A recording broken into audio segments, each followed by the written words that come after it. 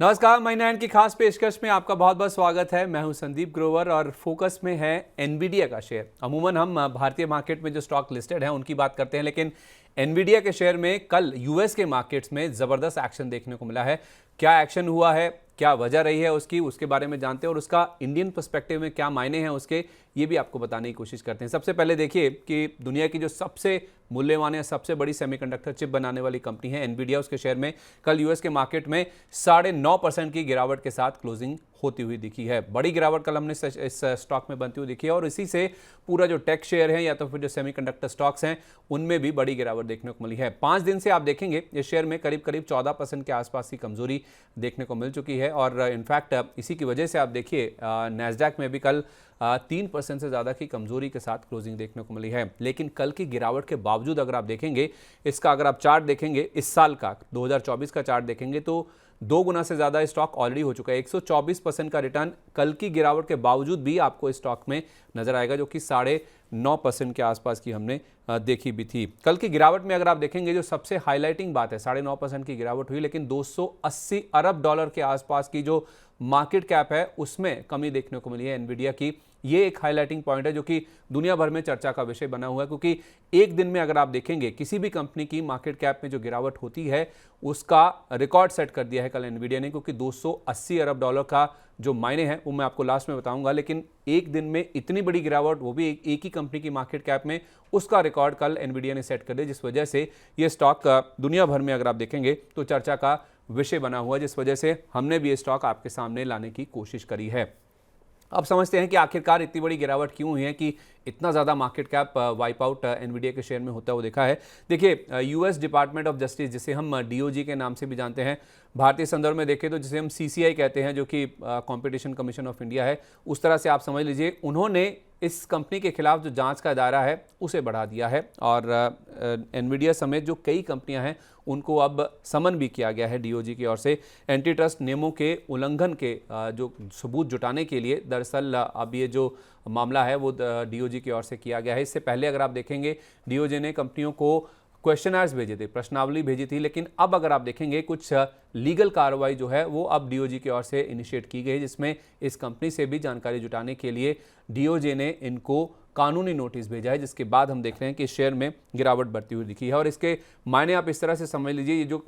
Step initiate किया गया है डीओजी की ओर से, इसको आप ऐसे मान सकते हैं कि जो औपचारिक शिकायत होती है कि फॉर्मल कंप्लेंट की ओर अगर आप देखेंगे जो यूएस की सरकार है वो इस कदम के जरिए एक कदम और आगे बढ़ती हुई नजर आ रही है। तो जिस वजह से मार्केट में थोड़ा सा डर बढ़ता हुआ दिखा, जिस वजह से इस शेयर में भी और पूरा सेमीकंडक्टर स्पेस में कल के सेशन में काफ़ी बड़ी गिरावट देखने को मिली और नैस्डैक 3% से ज़्यादा की कमजोरी के साथ बंद हुआ है। अब डीओजे के जो अधिकारी हैं, ये जो एंटी ट्रस्ट संस्था है, ये जो अधिकारी हैं किस चीज़ की जांच कर रहे हैं या फिर चिंता क्या है उनके मन में, वो आपको बताने की कोशिश करते हैं। देखिए ये जो कंपनी है एनवीडिया, जो कि दुनिया की सबसे बड़ी सेमीकंडक्टर चिप बनाने वाली कंपनी है, ये अपने ग्राहकों को दूसरे सप्लायर्स के पास जाने के लिए या उनसे चिप्स लेने के लिए या उन पर शिफ्ट होने के लिए जो रास्ता है उसको कठिन बना रही है, ऐसा जो डीओजे के अधिकारी हैं उनका ऐसा मानना है। इनफैक्ट कुछ ऐसे इनके ग्राहक भी हैं, कुछ ऐसे खरीदार भी हैं जिनको ये पिनलाइज भी कर रहे हैं, जिनको ये दंडित भी करते हुए नजर आ रहे हैं। और ये वो खरीदार हैं जो कि इनकी चिप्स को, जो एआई चिप्स ये बनाते हैं, उनको एक्सक्लूसिवली इस्तेमाल नहीं करते या फिर इनका जो कंप्लीट सिस्टम्स हैं उनका इस्तेमाल नहीं करते हैं, उन कंपनियों को ये पिनलाइज भी करते हैं। ऐसी चिंताएं निकल के सामने आ रही हैं एनवीडिया को लेकर, जिस वजह से ये जो जांच है वो बढ़ाई गई है। और उसका कारण ये है कि अप्रैल में इन्होंने कंपनी का अधिग्रहण किया था। रन एआई के नाम की एक कंपनी है जिसका इन्होंने अधिग्रहण किया था, जिसके बाद अगर आप देखेंगे जो जांच का दायरा है उसको और आगे बढ़ाया जा रहा है। वो इसलिए क्योंकि ये कंपनी, अगर आप देखेंगे रन एआई, ये कंपनी सॉफ्टवेयर बनाने के कारोबार में है और एआई कंप्यूटिंग को मैनेज करने के लिए जो सॉफ्टवेयर होते हैं उसको ये कंपनी बनाती है। और माना जा रहा है कि इसके अधिग्रहण के बाद जब ये कंपनी एनवीडिया के साथ जुड़ जाएगी तो डील पूरी होने के बाद दूसरे सप्लायर्स पर शिफ्ट होना ग्राहकों के लिए और भी ज़्यादा कठिन होता हुआ नजर आएगा। ऐसी चिंताएं हैं, जिस वजह से अगर आप देखेंगे इस कंपनी के खिलाफ जो जांच है वो की जा रही है। टेक्नोलॉजी के एक्सक्लूसिव इस्तेमाल वाले ग्राहकों को ज़्यादा तरजीह दी जाती है, ज़्यादा प्रेफरेंस दी जाती है, एक तो प्राइसिंग में, दूसरा जो सप्लाई है उसमें। माना जा रहा है कि जो इनका एक्सक्लूसिवली इनकी चिप्स को इस्तेमाल करते हैं और कंप्लीट सिस्टम को इस्तेमाल करते हैं, उन ग्राहकों को, उन खरीदारों को ये प्रेफरेंस देते हैं उनको प्राइसिंग भी अच्छी दी जाती है और उसके साथ साथ उनके लिए जो सप्लाईज हैं वो भी बेहतर की जाती हैं, जिस वजह से आप देखेंगे इस कंपनी के खिलाफ जो जांच का दायरा है वो दरअसल अब बढ़ाया जा रहा है। इसके ऊपर कंपनी ने जवाब भी दिया है, जो क्वेश्चन पूछे गए हैं, जो हाल में इनको समन किया गया है, जो कानूनी कार्रवाई होती हुई दिखी है एंटी ट्रस्ट विभाग की ओर से, उसके बाद कंपनी का ऐसा कहना है कि इनके प्रोडक्ट्स की जो क्वालिटी है वो बहुत ही बेहतरीन है, जिसके चलते इनकी दबदबे की स्थिति है या फिर जो डोमिनेंट पोजीशन है इनकी मार्केट में वो इनकी जो प्रोडक्ट्स की क्वालिटी है उसकी वजह से देखने को मिलती है। और इनफैक्ट उनका ये भी कहना है कि इनके जो चिप्स हैं, इनके जो प्रोडक्ट्स हैं, उनकी जो फास्टर परफॉर्मेंस है उसकी वजह से भी हम देखते हैं कि लोग इनके जो प्रोडक्ट्स हैं उनको पसंद करते हैं, जिस वजह से इनकी बिक्री काफ़ी ज़्यादा होती है, जिस वजह से लोगों को ऐसा लगता है कि शायद इनकी जो पोजीशन है मार्केट में वो डोमिनेंट पोजीशन है, ये दबदबे की स्थिति वाली है। इनफैक्ट इसको आप इनके वित्तीय प्रदर्शन से भी समझ सकते हैं। आपके सामने रखने की कोशिश करते हैं कुछ आंकड़े, जिससे आपको ये अंदाजा लगेगा कि कंपनी किस तरह से ग्रो करती हुई नजर आ रही है। 2024 कैलेंडर ईयर, अगर आप 2024 की बात करेंगे तो करीब करीब 121 अरब डॉलर का रेवेन्यू हो सकता है इस कंपनी का, ऐसा एनालिस्ट अनुमान करके चल रहे हैं। और इसको आप इस तरह से समझिए कि 4 साल पहले 2020 में केवल 16 अरब डॉलर के आसपास का इनका रेवेन्यू था और वहां से बढ़कर 121 अरब डॉलर का रेवेन्यू ये कंपनी क्लॉक कर सकती है इस साल की, जहां तक बात है 2024 में। तो आप समझ सकते हैं किस तेजी से ये कंपनी बढ़ती हुई नजर आ रही है और खासतौर पे इनका जो डेटा सेंटर यूनिट है वहां से ज़्यादा major proportion of the revenues जो हैं वो इसी सेगमेंट से आते हुए नजर आ सकते हैं, ऐसा एनालिस्ट मान के चल रहे हैं। और इसको आप थोड़ा प्रोस्पेक्टिव में समझिए। देखिए इनकी जो सबसे बड़ी कंपेटिटर है उस कंपनी के अगर आप कंपैरिजन में देखेंगे तो उसकी टोटल जितनी सेल्स है उससे ज़्यादा ये कंपनी मुनाफा दर्ज करती हुई नजर आएगी 2024 की जहाँ तक बात है। इनकी अगर आप प्रतिद्वंदी की बात करें, जो नियरेस्ट कंपेटिटर है इनका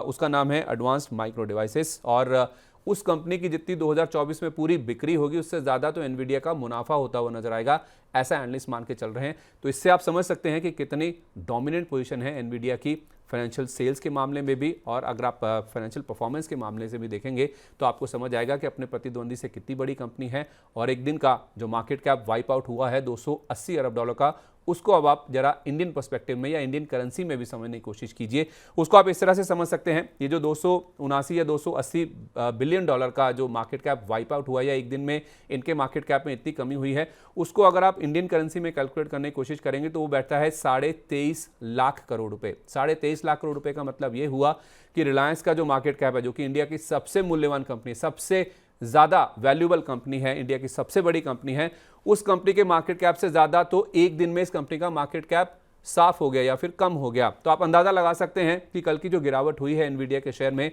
जो मार्केट कैप में कमी आई है, वो रिलायंस का जो टोटल मार्केट कैप है उससे कहीं ज़्यादा देखने को मिलेगी, क्योंकि रिलायंस 20.5 लाख करोड़ रुपए का मार्केट कैप है और एनवीडिया के मार्केट कैप में एक दिन में ही 23.5 लाख करोड़ रुपए की कमी देखने को मिली है। तो भारतीय संदर्भ में भी देखें